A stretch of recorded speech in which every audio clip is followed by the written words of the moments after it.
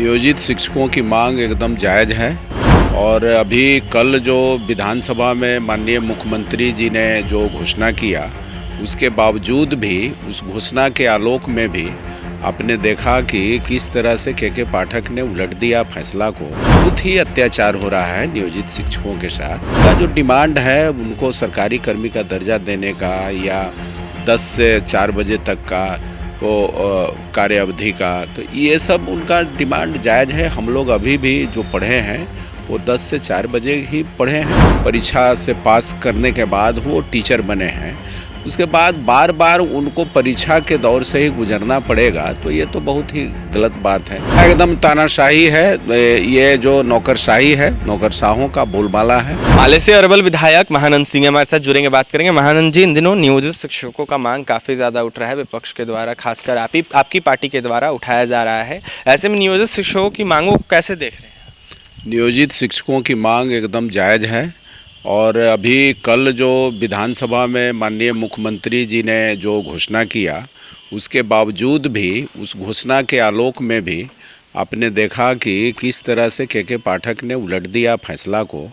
तो ये बहुत ही अत्याचार हो रहा है नियोजित शिक्षकों के साथ और उनका जो डिमांड है उनको सरकारी कर्मी का दर्जा देने का या 10 से 4 बजे तक का वो कार्य अवधि का, तो ये सब उनका डिमांड जायज़ है। हम लोग अभी भी जो पढ़े हैं वो 10 से 4 बजे ही पढ़े हैं। मास्टर भी 10 से साढ़े 10 बजे से क्लास होने लगता था, उसके बाद 4 बजे ख़त्म हो जाता, स्कूल बंद हो जाता था।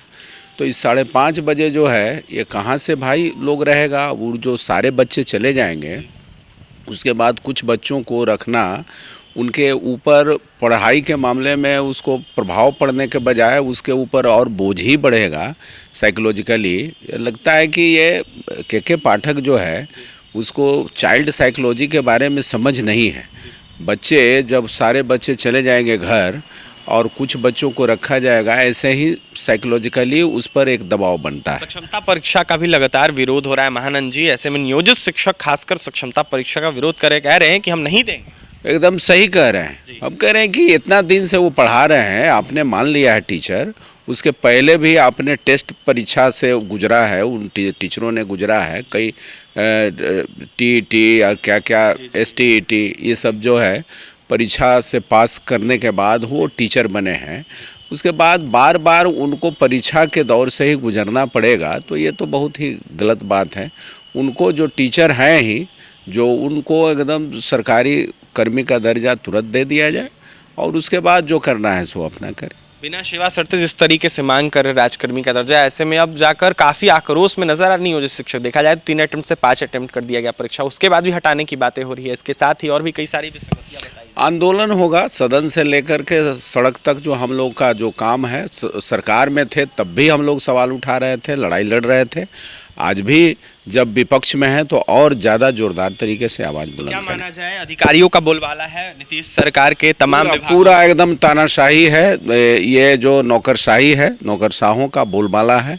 सरकार को नौकरशाह चला रहा है। पाठक को हटाने की मांग करेंगे महानंद सिंह? अब तो ये मुख्यमंत्री को चाहिए कि मुख्यमंत्री के जो हम प्रतिष्ठा गिर जा रही है, गिरा दे रहा है, तो मुख्यमंत्री अब उनको रखते हैं, आरती उतारते हैं, तो ये मुख्यमंत्री जाने। देखिए, मुख्यमंत्री जाने जो आरती उतारते हैं, जो उनको रखते हैं। ऐसे में मुख्यमंत्री नीतीश कुमार की ही प्रतिष्ठा जारी है के पाठक को रखकर। बिहार में नियोजित शिक्षकों का मामला हो या फिर स्कूली टाइमिंग का मामला है, उसको लेकर काफ़ी ज़्यादा कहीं ना कहीं गुस्से में थे महानंद सिंह। तो वहीं जमकर नीतीश सरकार के नीतियों पर, विभागों पर और साथ ही शिक्षा विभाग के प्रमुख सचिव पर निशाना साधे थे। वहीं नियोजित शिक्षकों की मांगों को लेकर यह साफ कहते रहते कि लगातार आवाज़ उठाएंगे और कहीं ना कहीं नियोजित शिक्षकों का मांग जायज़ है। बिना किसी सेवा शर्ते राजकर्मी का दर्जा उनको मिलना चाहिए। और भी तमाम खबरों के लिए NBC 24 के साथ बने रहें। बहुत बहुत धन्यवाद।